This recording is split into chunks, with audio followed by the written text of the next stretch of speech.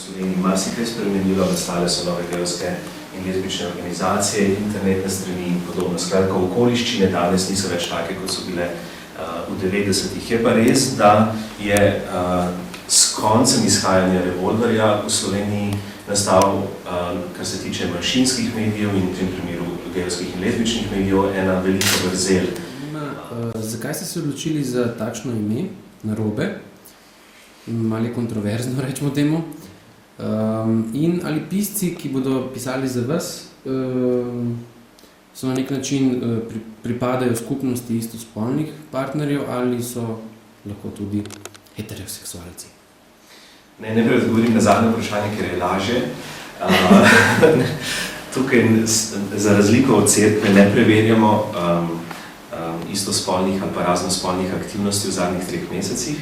Malo se hecam, seveda bodo pisci pač z različnih pozicij in tudi v prvi številki vsi pisci teh člankov seveda niso geji in lezbijke, v večini pa kljub vsemu. Kar se tiče pa samega imena, pa smo tudi znotraj uredništva imeli en kup razprav in potem demokratične volitve dejansko, ker smo glasovali in izbirali med različnimi imeni. Na koncu je zmagalo to ime Narobe, prav zaradi tega, ker je na nek način mogoče kontraverzno ali pa ker je na nek način upadljivo. Tisto, kar pa poskušamo seveda s tem imenom na nek način povedati, je pa to, da družba pogosto homoseksualnost razume kot nekaj narobe. Mi pa v maniri gejevskega in lezbičnega aktivizma v tujini, kjer so recimo, če samo besedo gej vzamemo, ki je bila včasih tudi zmerljivka in potem so aktivisti in aktivistke to prevzeli nase in sami sebe začeli klicati kot gej in s tem na nek način očistili samo besedo. V tem smislu nekako poskušamo tudi s tem imenom revije iti v to smer. Kakšna je zdajšnja naklada in kako mislite, da bi se lahko ta povečala?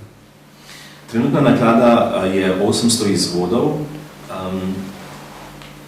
Kako se bo ta naklada povečevala ali pa se bo zmanjševala, bo pa pravzaprav odvisno od finančnih sredstev, ki jih bo društvo Legebitra uspelo pridobiti za to revijo. Revija je brezplačna in nekomercialnega značaja, prav zaradi tega, ker je pravzaprav to edini način, da lahko revijo izdajamo. Če bi želeli iti na trg in konkurirati, potem bi velika večina razpisov, ki obstajajo, odpadla. Naš namen seveda ni služiti na račun te revije ali pa na račun tega dela, ampak je pravzaprav revija nek del aktivizma, lahko rečem. Pa vendarle prihajamo v prostor z medijem, ki se imenuje Narobe in ki je v bistvu refleksija tega, kako kar precejšen del državljanov in državljank, pa tudi njihovih izvoljenih predstavnikov še vedno pojmuje pač istospolno usmerjenost kot tako, kot narobe, ampak zato je toliko bolj jasno sporočilo z naslovnice revija, kjer je vse prav, oziroma država, kjer je pravzaprav še vedno narobe tisto, kar je prav. Mislim, da gre za to posrečeno v bistvu igro besed v tem primeru. Če lahko samo še nekaj dodam, ker se mi zdi pomembno. Prosti Roman. Nič ni narobe z geji in lezbikami, to smo imeli v mislih. Narobe je večen z državo, kjer se to vprašanje še vedno postavlja.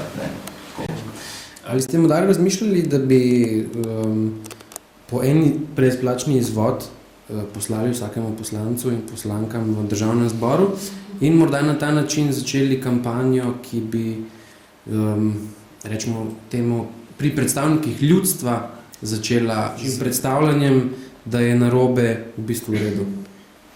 Jaz mislim, da se bom takoj po tej tiskovni konferenci začel to revijo pošiljati. Mislim, da je to dobra ideja. Bomo to naredili. Ja, pred tem smo to sicer že počenjali, ampak očitno gleda to, kar smo prerekli, lahko to še počnemo naprej. Zdaj seveda... Čeprav 90 številk bo šlo v nič, Ne v nič, ampak mislim, da bi bilo boljše v parlament, kar ni čisto isto, ampak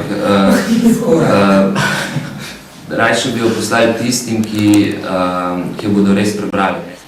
in kako bomo zdaj to revijo pripeljali do pravzaprav gejev in lezbik. V nedeljo bo v ljubljanskem klubu K4 promocija, v bistvu lansiranje revije in pravzaprav z njo prihajamo tja, kjer pričakujemo pač pravzaprav veliko ljudi, ki se jih ta problematika tiče, tako da ste vsi vabljeni ob polnoči 8.4. bo Narobe srečala svoje bralce in bralke.